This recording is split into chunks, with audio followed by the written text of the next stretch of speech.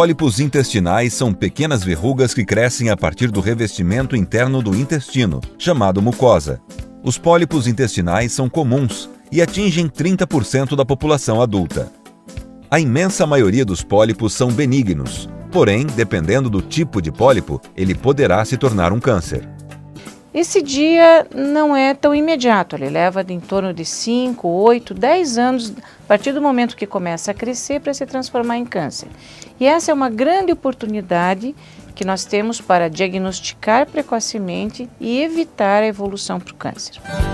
Os principais fatores de risco para desenvolvimento de pólipos intestinais são: idade acima de 40 anos, doença inflamatória intestinal, histórico familiar, tabagismo, sedentarismo, obesidade, má alimentação e excesso de álcool.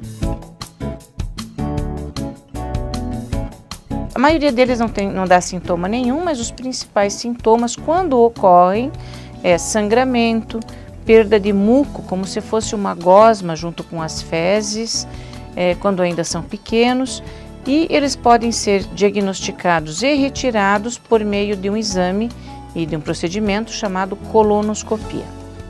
A colonoscopia é um exame realizado com um endoscópio por via anal.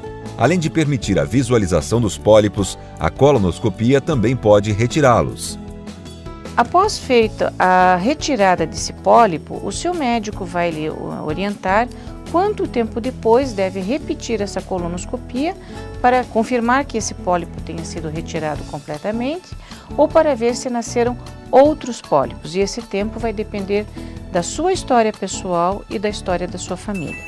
A melhor maneira de evitar o câncer de cólon é identificar e remover precocemente os pólipos. Muitos desses pólipos podem ter já algum componente maligno. Quando esse componente maligno, ou seja, câncer, for muito superficial no pólipo, o tratamento por endoscopia é suficiente. No entanto, alguns pacientes têm a sorte, vamos assim dizer, de fazer um diagnóstico de um tumor, mesmo que ainda precoce, mas já alcançando camadas mais profundas do pólipo. Então, esses pacientes, apesar de terem um pólipo ainda não muito profundo no intestino, vão ser submetidos a uma cirurgia convencional com a retirada daquele segmento do intestino para garantir a sua cura cirúrgica desse câncer que está começando. Para saber mais, acesse www.sbcp.org.br e procure sempre seu coloproctologista.